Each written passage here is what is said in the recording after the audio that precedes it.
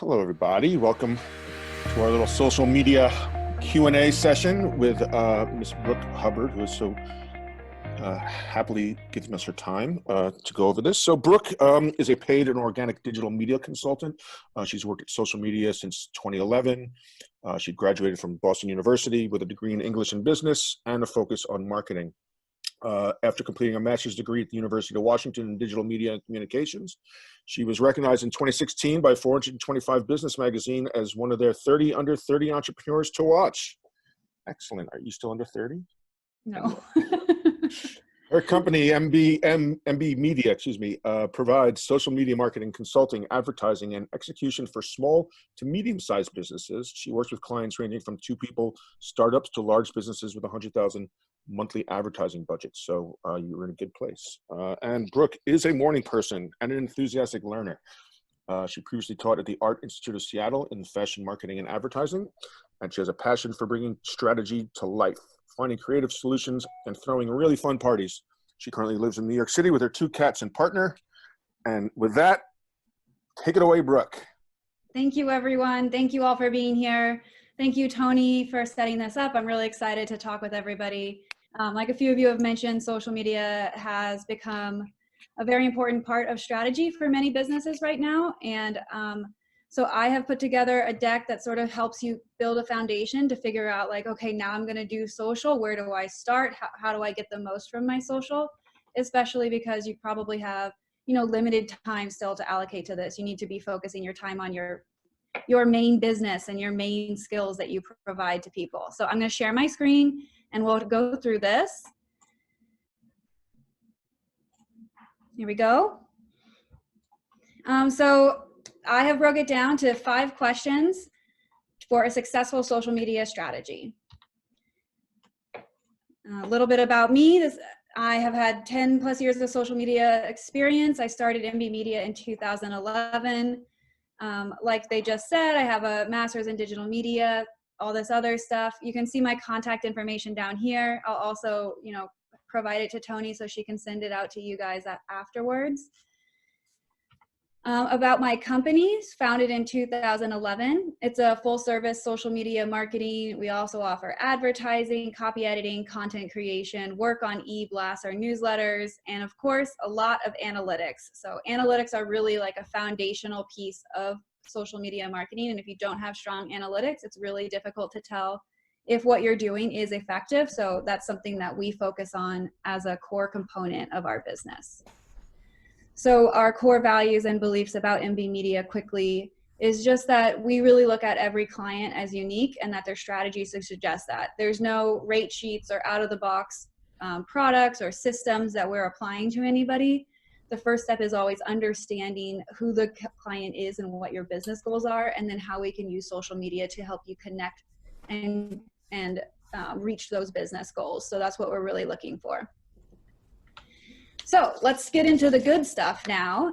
Yeah, please feel free to screenshot anything you see. I'm going to send these slides to Tony afterwards so she can send them out to everybody as well. But yeah, if you want to tag my handle, if you're going to post it on social, that would be awesome. Feel free to pop your questions into the chat and I can answer them right after this. And then always keep an open mind. You never know where it might take you.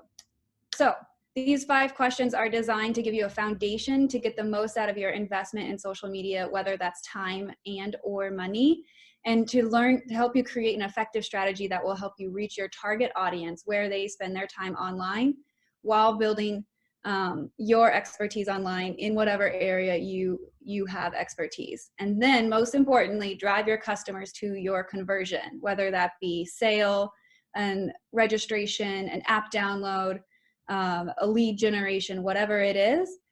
That's the ultimate goal from this. So diving right in, question number 1, what are my top 3 business goals? And this we want to consider both short-term and long-term. So really the point of this is that social media should always come back to supporting your business, fundamentally supporting your business and your business goals.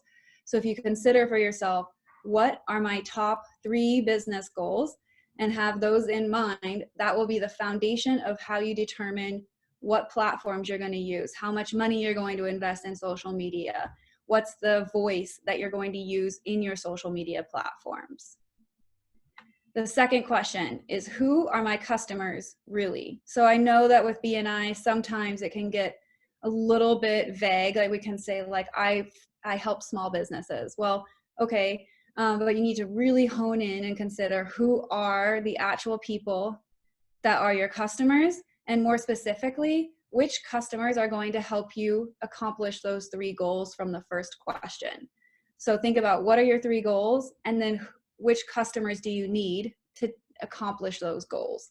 So once you have a really clear idea of a couple segments of who your customers are, or your clients, or your target audience, however you want to call them, if you have a few clear understandings of who those target audiences are, then you can really start thinking about question 3, which is, where are they spending their time online?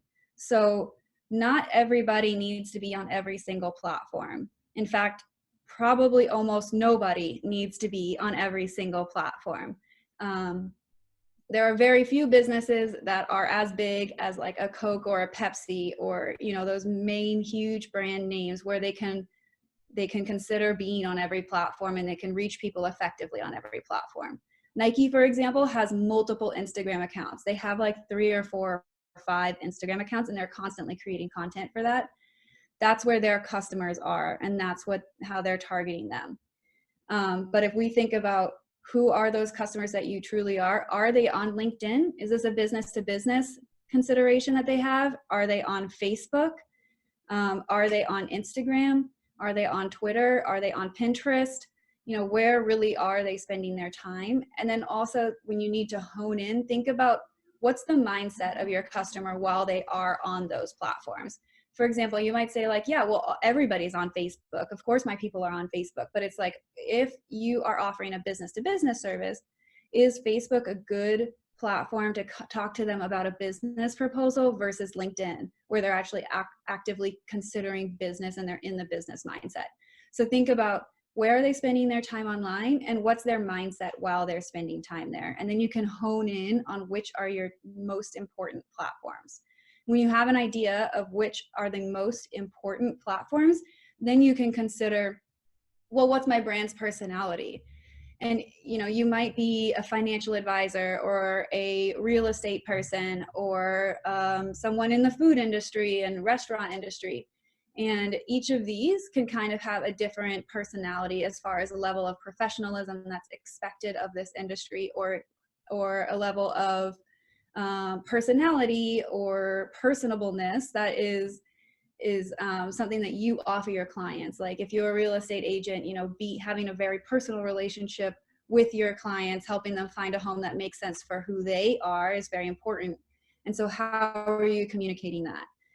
So then you want to consider, you know, how does my personality separate from my brand's personality, and how are they connected?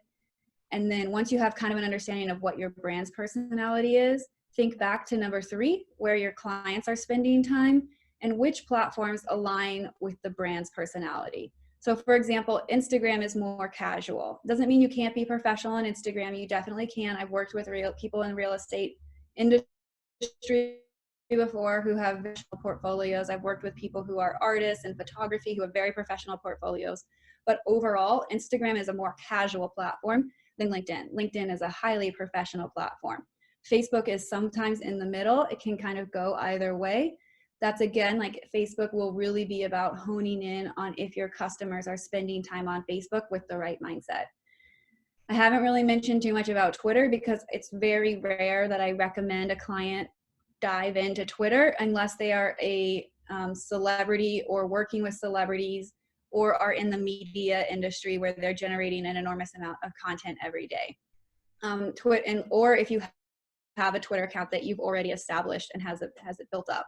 Twitter's very, very time consuming to build up that personality and that presence and really make an impact for it. So if you're looking at which platform to eliminate, oftentimes Twitter is an easy one to step aside from. Okay, so let's go back really quick. What are my 3 business goals? Where are the customers who are going to accomplish those goals? Where are they spending time? Who are the customers that are going to accomplish those goals? Where are they spending time online? What's the brand's personality? And then finally, the last question that really is the kicker is how much money and time do I have to invest in social media? So this question might be the one that says, okay, instead of wanting to be on 3 platforms, and I could say, yeah, yes, I know my customers are on these 3 platforms, but I only have this many hours in the week. And in order to be successful, I'm only going to choose 2 platforms or 1 platform to be on. And it's okay if you're only on 1 platform, if that's all the time or money that you have to invest in it, because it's better to have 1 very strong platform than 2 or 3 platforms where you're spread too thin. So that's where you really want to consider that. And for Facebook, you have to have money to invest in it. Doesn't have to be a lot of money. It can be as low as $5 a day, but you do have to consider doing an investment because Facebook business pages just do not get organic reach in order to be effective in the long run. So really, you want to consider how much time and money you're going to be able to invest in social. And sometimes the money can be like hiring someone like myself so that you don't have to spend the time, but it's really about deciding that. So let's put it all into concrete example. This is a client that I worked on a few years ago. It was an app where every time someone checked in at a participating restaurant, the app would donate a meal to a local food bank. So then the app could then drive customers to a restaurant through featured placement because users of the app would look for restaurants that were part of the app in order to choose them so that they could donate while eating out. And then they also offered bonuses to users who enrolled groups of app users. So for example, if like a church, everybody in the church downloaded the app, then the church might get like a little benefit there to go towards the church profit, something like that. So this is the app. And so the questions we would ask, what were their top 3 business goals? Driving the app downloads was number 1 because you have to have people on the app in order for it to work for the restaurants, for the food banks, and for the users. You have to have people using the app, again, for it to work for the restaurant and the users and the food banks. And they also wanted to encourage users to share the app to attract new restaurant partners. So they kind of snuck in a 4th one here a little bit. But basically, let's talk drive app downloads and restaurant check-ins as one piece, because if they've got the app and they're not using it, it doesn't matter if they have it or not. Encourage users to share the app. That will spread the use and the awareness about the app and the program, and then attract new restaurant partners. So who are their customers? So basically, people who eat out are tech savvy and have an active social life are their primary consumer customer group. Their business customer target audience would be restaurant owners so that they can get more restaurants into the app in order to offer more benefits to the food banks and also enable more people to donate every time they're checking in. It's also like great motivation. If there's a lot of restaurant options, then people are more likely to use the app and get excited about it. So where are these customers spending their time online? Definitely these people are probably on Facebook and Instagram for the foodies and the consumers, LinkedIn for the restaurant owners, and LinkedIn for some of the maybe the community groups where people could then share the app, like for example, a church or a social club or something like this. And then Twitter, again, like probably not worth it, but it just depends on if this person already had a really established social media. I would probably say they don't need Twitter in this case, but Facebook and Instagram, LinkedIn would be 3 platforms I would highly encourage them to build their social media presence on. And then what was their brand personality? It was really about being giving, positive, professional, and social. So it's about like eating out is all about social activity, experience, and like the food and how that is. And being able to give back while doing that just adds this extra layer of positive experience on top of being able to eat out. The professional side, of course, is targeted towards those restaurant owners and trying to get new groups to be part of the app and new restaurant owners to sign on. It's also about, people are suspicious sometimes when they say like a buy one, get one, or a buy one, give one. So they want to make sure that it looks like this is a legit thing that is actually giving back and it's not just collecting data or something like that. So they have to also look professional. So how much time and money is allocated? This brand had a large marketing budget, so they were able to tap into the 4, including Twitter. But assuming they had a lower marketing budget, we would just probably focus on Facebook, Instagram, and LinkedIn. If they had an even smaller budget and less time available, maybe we'd cut Facebook and focus on Instagram and LinkedIn, because Instagram, we know, is a huge foodie community, a younger demographic that can generally be more tech savvy and is used to using their phone. It's a mobile platform, so it's also, you're already on the phone, so it's natural to go to an app on your phone, versus on Facebook, sometimes people are accessing via the desktop. And so it would be less natural to convert then over to an app download and sign up. So if it was a limited budget, I'd focus on Instagram and LinkedIn.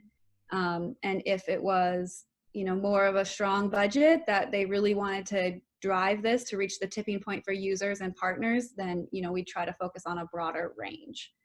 So that's like a very, very quick overview of the 5 questions that you need to ask yourself in order to determine which channels to use to be the most successful and the most efficient with your time and your money. So let me stop and we can go through in more detail. I'm happy to answer specific questions like for your business, if that's something that you're looking for, or questions about, I did that relatively quickly. If you want to know more about the difference between Facebook, Instagram, whatever questions you have, happy to answer them. So yeah, so that's we have one already in the chat group from David, but everybody else who has a question might have a question. If you just open up your participants window and click your raise hand thing, we can just see who's looking to get a question, and I'll just kind of dictate. I think I left that. Okay, let me go to David's question first real quick. His question is, can you touch on what effective budgets look like? And yeah, definitely. I think that this is, again, it's going to be a balance, and it's something that we'd want to talk through specifically on what you're trying to do. But effective budgets are really determined on the size of your target audience. So if you're trying to hit a national group of people, you may need more money than if you're trying to hit a local group of people. You can definitely have a smaller budget for local New York surrounding areas. But again, like if it's more of a national thing, like that would be a different strategy. And maybe we'd want to limit it to specific cities you want to target first. The way that I look at it is I work with a lot of small businesses that range in budgets. Some people have $150 a month for advertising. Some people have, I've worked with some brands that were like $200,000 a month in advertising or more, right? So the strategy for those are obviously very different, but it always comes back to like, what's your primary business goal? And then how do we use your money the most effective? What I'd say though, is at a minimum, $5 a day is like an absolute minimum for a local campaign that you can get away with and see like some effective results that will give you enough feedback data in order to determine what to do next with your advertising strategy. Does that help? Is that good, David? Yeah. Okay. Francis? Yep. I saw you raise your hand. Hi. Yes. Over the several past years, we've spent quite a lot of money in digital advertising in various forms, whether it was Facebook, Instagram, and stuff. And it was very frustrating because it had not only zero return of investment, it was almost annoying to receive inquiries compared to the money we were spending. What I wanted to understand is the interior design industry, which is a service. It is not a product. It is also not something that is widely spread. I want to understand with your experience, can you offer a luxury hands-on service? Obviously, Instagram is our tool because our work is very visual and we mix very much the personal touch with the professional level and the imagery and how we are involved in the projects. We have not yet hired because someone loved us on Instagram. So I want to understand, with your experience in the luxury service industry, whereas Mrs. Smith usually experiences her friend's Mrs. Smith house and say, oh my God, who did your house? Francis did it, hire him. How does it work? Is it worth it? Is there an avenue for our services to put money on the table for advertising? Yeah, so what I'd say is a couple parts. And by the way, I just watched Brother vs. Brother, Francis. Excellent work. Thank you. That was 7 years ago. Well, I just watched it. I'm catching up. Oh, thank you. Don't spoil it. I'm not done yet. But Okay, so basically, so two parts. Instagram, yes, I'd say definitely you're in the right spot as far as using Instagram because it's a very visual platform. I think what you're experiencing as far as being in this luxury market is there's a little tiny bit of a gap where people who are on Instagram may not quite be at that point in their life where like they have access to as much luxury interior design as other people do yet. So Facebook has a little bit older demographic and may be an area where you can actually reach people who are in a life stage where they can pay for a level of interior design that you offer. So that could be part of it. The other thing is you said, you know, you have a lot of business come through referral, which makes complete sense with your industry. So what I would consider trying and recommending is seeing if there's a way you can use data from your previous client base, so like email address, uploading that to Facebook to create an audience, and you can create a lookalike audience from this database, which is basically, it will replicate the demographics of your audience you upload into a new audience so that you have people that are demographically similar to the people that you have already done business with. So in theory, these people are exactly who you should be talking to and who are interested and willing to pay for the services that you offer. In addition to that, you can take that lookalike audience and narrow it down to make sure that these people are in the geographical area that you can actually service so that you're not advertising people everywhere. This is what was tricky, and we had a really good, reputable digital advertising agency managing our Facebook ads. We tried to make it very local, but the only inquiries we got were from the very outer skirts of New York, past Westchester, past very east in Long Island or in the depths of New Jersey. We specifically targeted Tribeca. We specifically targeted Upper West Side. And it looked like our ad was not even reaching these zip codes, and it was very frustrating. Yeah, that would be frustrating. If I mean, honest, I don't know what business you worked with, but honestly, to me, it sounds like the targeting was off in some way. So I would need to like look at what targeting was set up to understand what happened there. But you can target, you can say like this zip code plus 5 miles, or you can say like this city plus 5 miles. Yeah. So there's no reason why you should be getting from an advertisement. Well, we only got the plus 5 miles. We didn't get the actual zip code. That's what happened. Okay, so I mean, it would be something like generally what I do with all my clients is like, especially if it's a brand new client that I'm working with, is that I want to make sure that I start with a smaller budget and hone in, and so that those initial results we're getting, if they're not the people that we're trying to get, how do I adjust it so that I can then hone in and drive more the correct people to do what you need, and then increase the budget once we know we're talking to the right people. So yeah, I think that it's tricky for me to know what happened without looking at the data for sure, but I have a strategy that I would put in place that I feel would be more effective than the experience that you had. So it is possible. It's possible for you. Carl.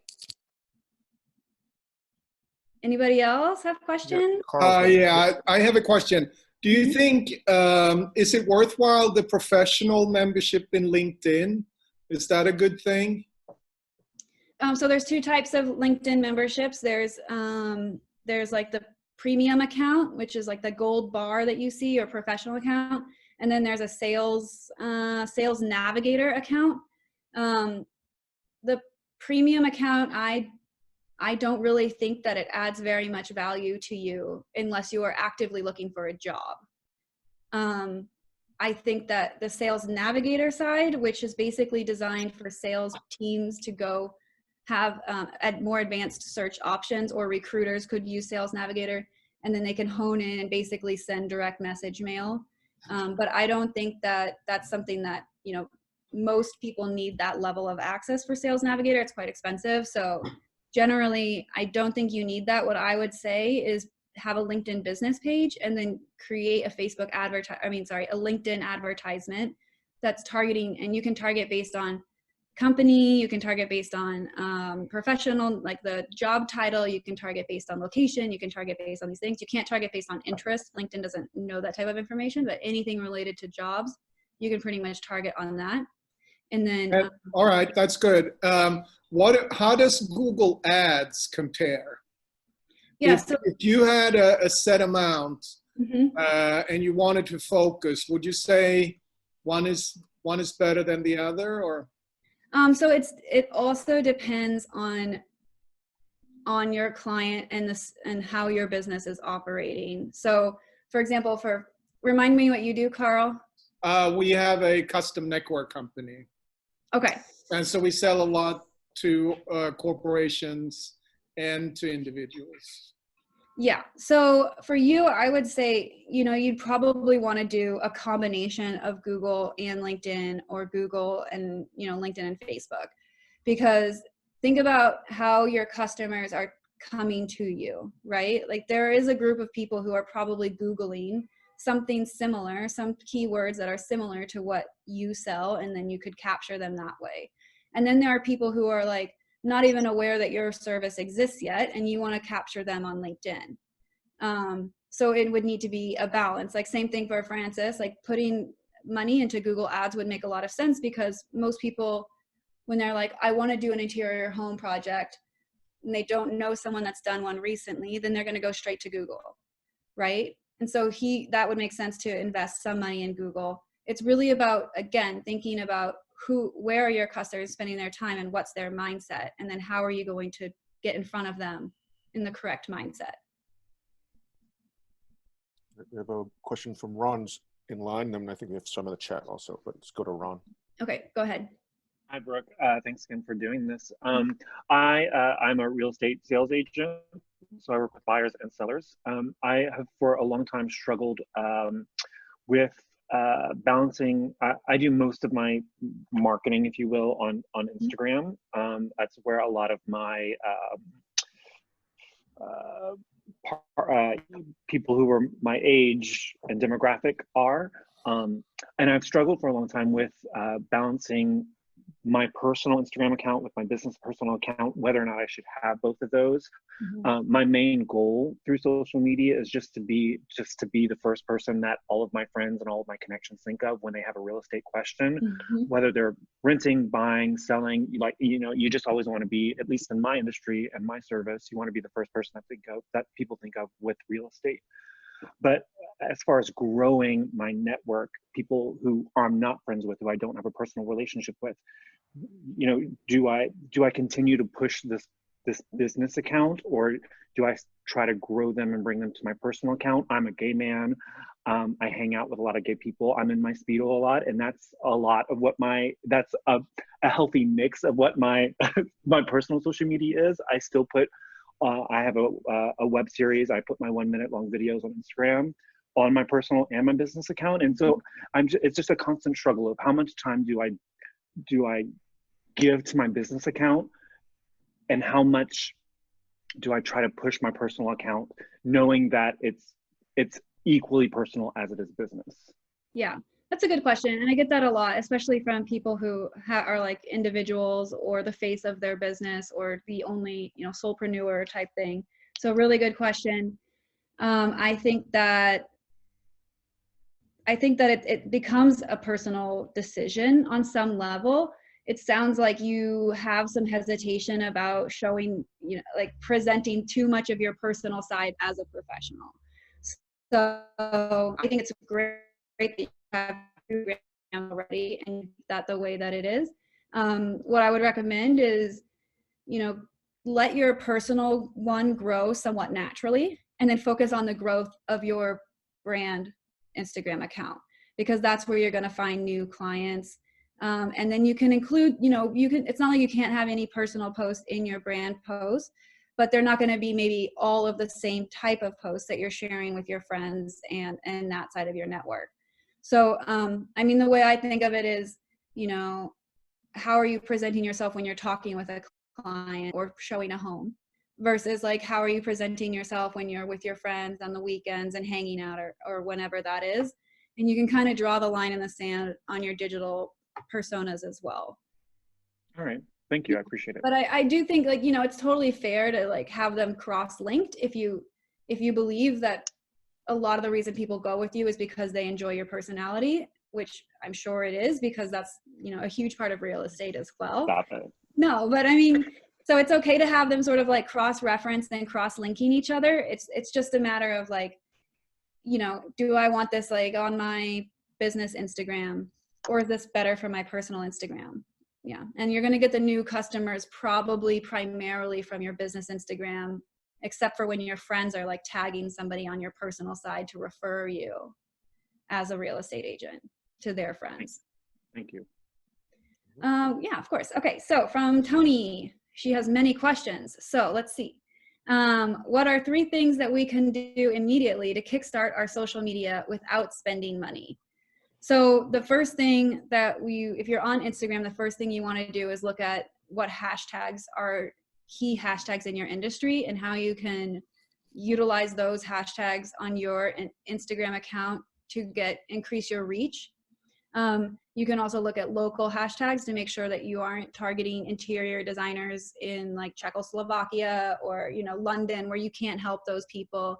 But you can do like New York interior design or Manhattan or, you know, something like this. You can add on some local keywords to narrow in that search on Instagram.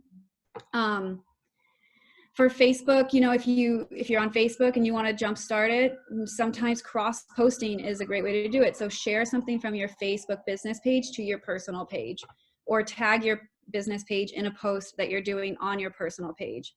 There's always a balance, you know, when you're on your personal accounts about how much you want to talk about your business. And I think, again, it's a somewhat personal decision depending on how closely your business aligns with your personal life, as much like how much overlap is there between business and personal life. And it's different for different people. But in general, like if you do 1 business post a week on your personal page, that is if you're posting, you know, 2 or 3 times a week on average on Facebook, then making like 1/3 or 1/4 of those posts related to your business, not like a straight sales pitch, but related to your business, that will bring you top of mind, and that will enable you to bring awareness to your Facebook page or your Instagram page as well. Another thing you could do is on Instagram, you really have to be proactive in your outreach to grow your Instagram. So you have to go look at different hashtags. You have to go look at followers of other accounts, and you have to engage with those people from your business account by liking their photos, commenting on their photos, and, you know, maybe following them if they're someone that you think is valuable to follow. And so what that does is it puts a notification about you into their feed. So it says like, oh, Ron liked my photo. Ron commented on my photo. Who's Ron? And then he goes and finds, oh, look at this real estate agent. I love what Ron's doing. Now I'm going to follow Ron. And then in the future, Ron will stay top of mind for that person.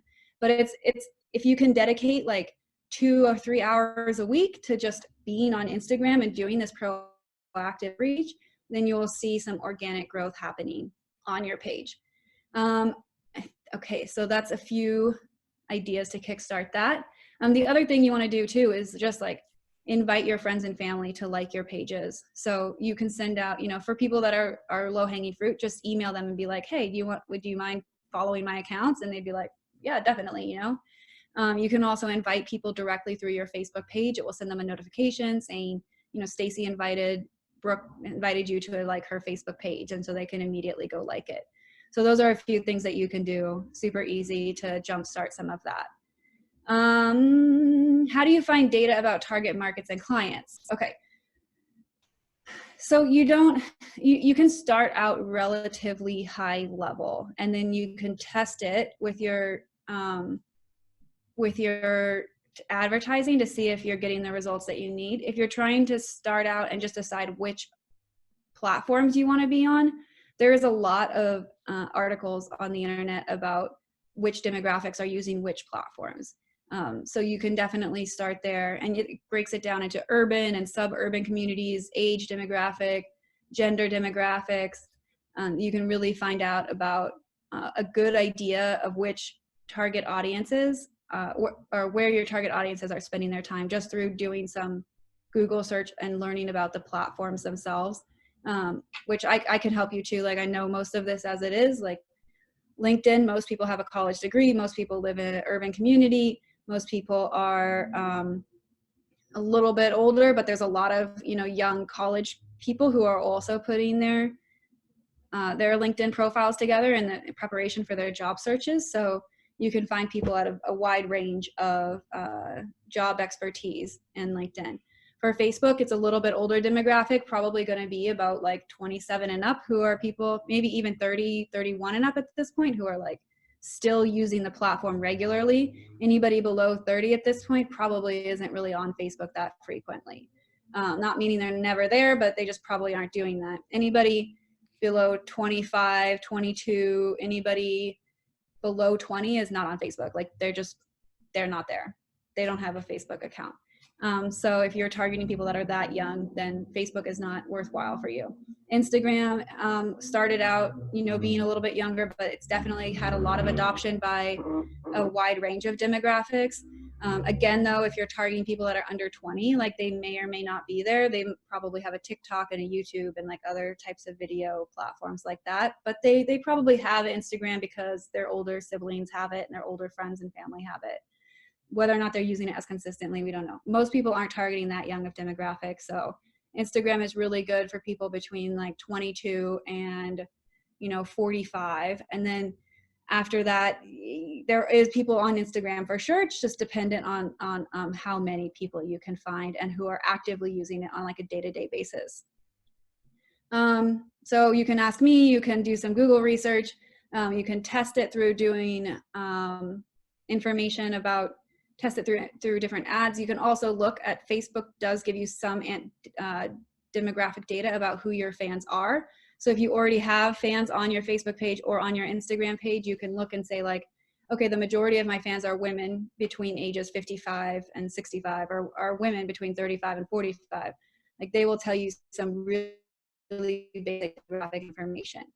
If you have a Twitter account already set up, they do give you actually information on like what type of interest groups that your fans have. And so you can find more information that way. But again, it means you have to have a Twitter account that has a decent number of followers on it to understand who your fans are.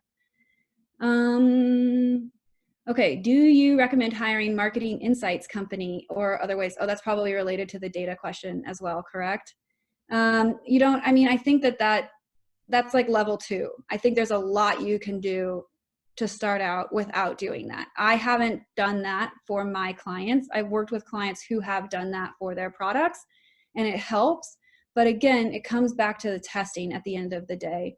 So I worked with, for example, I worked with Barefoot Bubbly when they were working on setting up the campaign to launch their new spritzer wine in a can type deal, which just launched in April. And they had done a lot of demographic research to understand like who is seltzer. Who is the seltzer client? Like the White Claw, the Bon and Vive, like all of those people, like who's drinking White Claw. So they did a lot of insights and marketing data there. But at the end of the day, we take that data and we're like, okay, well, we think that these people are on Facebook or we think that these people are on Instagram. So it's still a matter of like, no matter how detailed you can get, it's still a matter of like finding them on the platform a little bit and testing messaging to see what will connect with them and drive the results that you're looking for. Good answers, Tony. All set there? Okay. I have one more question from David here. Do you have a general strategy for the type of content you post to Instagram, story versus feed versus Instagram TV? Same thing for Facebook. So the type of content that you're posting to your feed is very different from the type of content that you'll post to your story. And Instagram TV is more of an because it's longer form. And it's something that you can do unproduced, but can also look really well done and get better results if you work with someone like Tony and she can help you produce something for Instagram TV. Same thing for Facebook. Like you can do Facebook story, you can do a Facebook post, you can do Facebook Live. I work with a client right now who's a nonprofit in New York that does children's books, basically. Like they help distribute children's books to support young childhood literacy. So they use their Facebook feed to announce upcoming events and upcoming story times, do calls for donations, talk about partnerships, do press content that they've got. They use their Instagram story feature to do a more casual kind of fun version of this. Like stories are often a little bit more casual. They can have some more animation happening.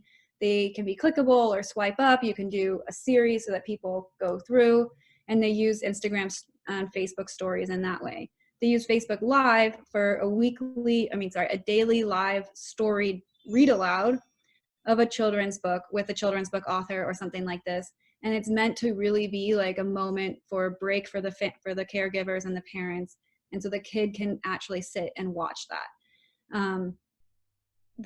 So that's not really, it goes on the Facebook post. It becomes a Facebook feed post afterwards, but really it's about, the Facebook post is sort of like a static announcement. Stories is like a little bit more fun. You're going to be talking to a younger audience on stories because not as many older demographics understand or know how to access all the story features yet.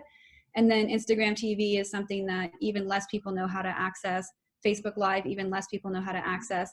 But there's a link you can provide so that people can pop it up and you can do a longer form presentation. And you could do like a webinar, you can do story time read aloud, you could do a makeup tutorial, you could say like, interior design tips. There's a lot of little like 5 minute, 10 minute, up to an hour. If you're going to go more than 24 hours, you have to talk to Facebook and Instagram about getting permission for that. But you can do basically whatever you'd like.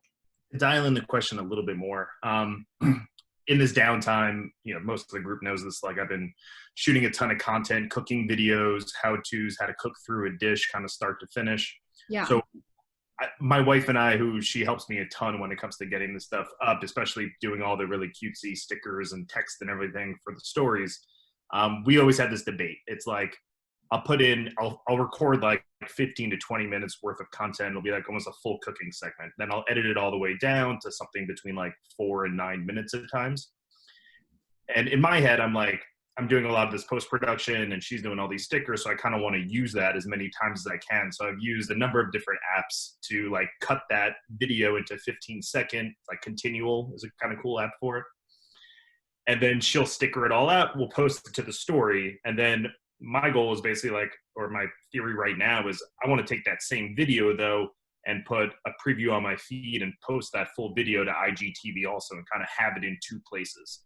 Yeah. Kind of working on, now we found a new app where we can actually put the stickers and text and all that onto the main video, and then we'll cut it up after the fact. So then my video on IGTV feels that much more produced, then it also gets to get cut up into the 15-second piece for story. Do you think that's viable? Are we putting too much of the same content across different sections, or?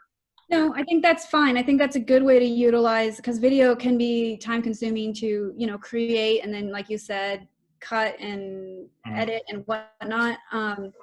So I think that does work. I think what I'd want to know is then, I don't think I'd sit and watch 15 minutes of like story cards flipping by. Right. But I think that you can look at the number of people who are watching each. And if it's like they're starting at the beginning and they're watching 3, and then like after that, you see that the number of views on your stories are dropping off.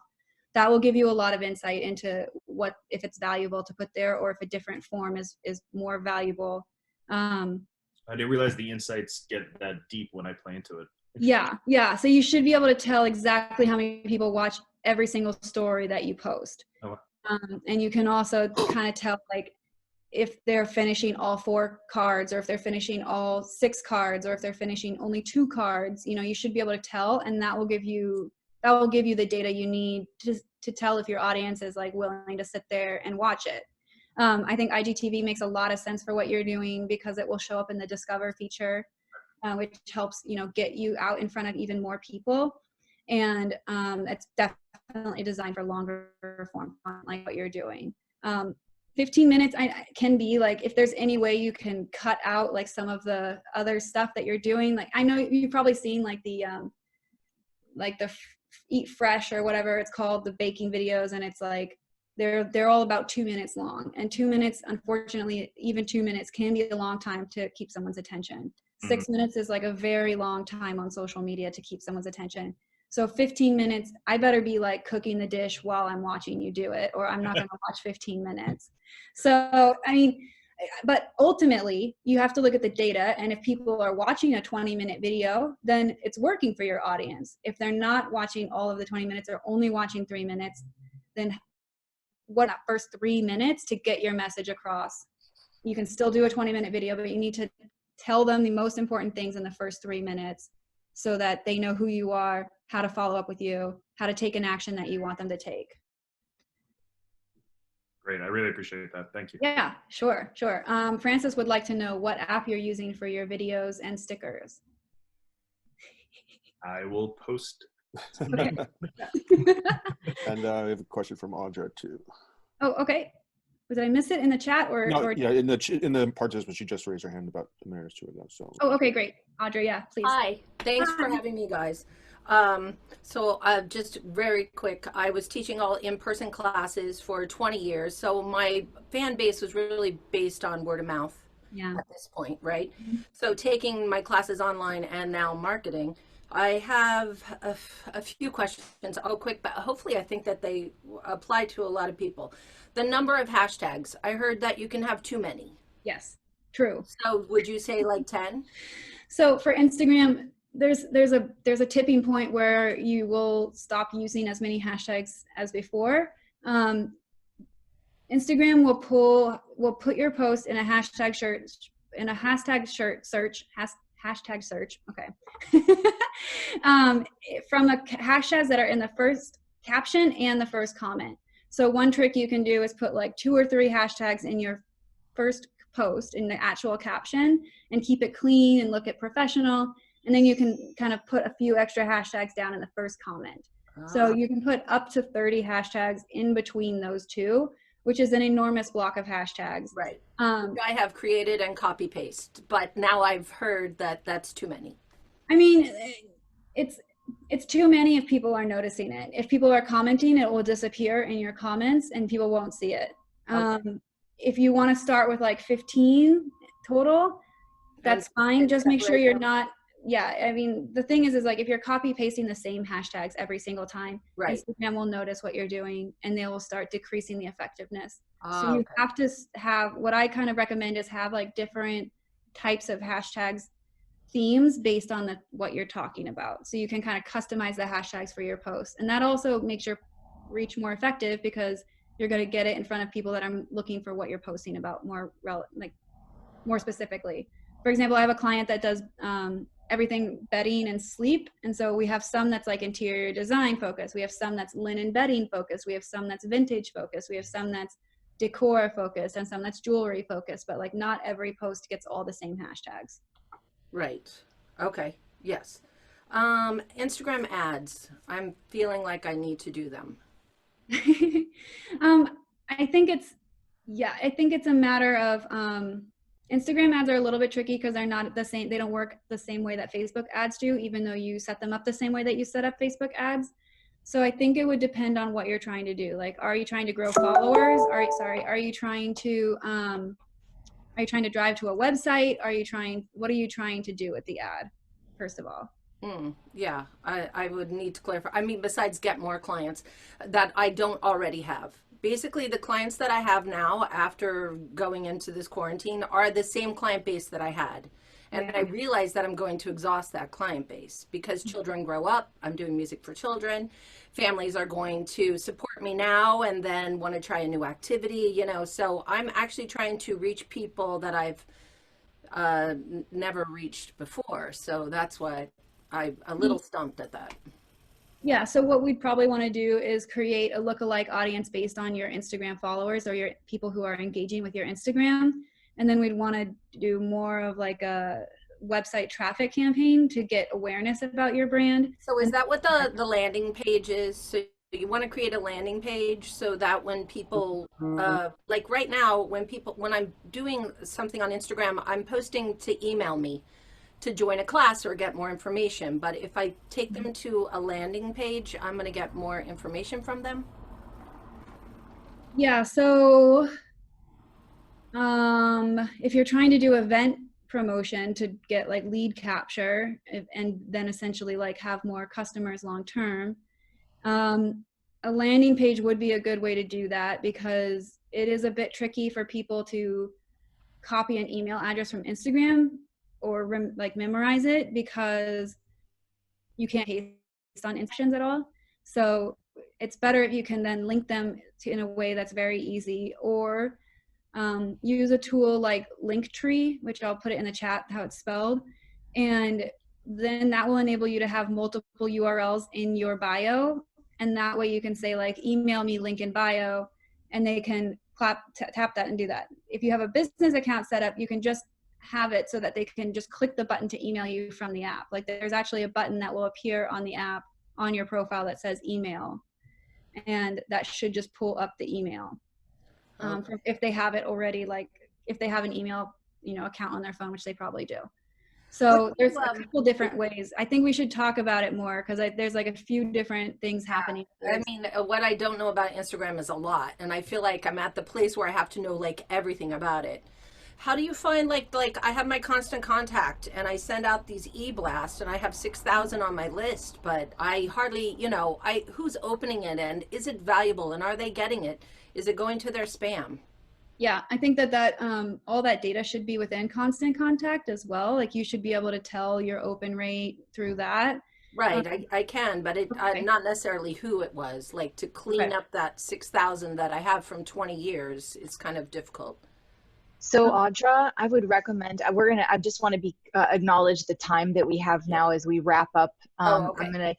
So what I would love is, Brooke's going to give us all of her information, and she already has, and we can put all of this, everyone in contact, and we can ask more specific questions. Or even if Brooke, I think it'd be a great idea as a follow-up, even if you wanted to do mini seminars on each of these.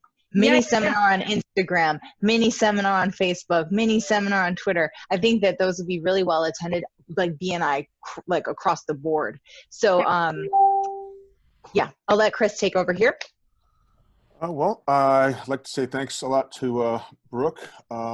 This was really awesome and super informative. And as somebody who gets a lot of social media questions, not only from my wife, but from all sorts of clients, I feel like I have more things to explain to them now. So I really want to thank you for your time. That was fantastic. I guess if you could just throw us in a email for you or contact in the chat so people just copy paste that. I don't see it unless it didn't go. Let me do it. Okay. And there it is. Okay. And the link tree, that's good. So we all have that. So again, thanks for your time. This was fantastic. And I'll see you, I guess, tomorrow at noon. All right. Thank you, guys. Thank you so much. Yeah, please. I put my email, my phone number. Just text me whatever you need. I'm happy to help.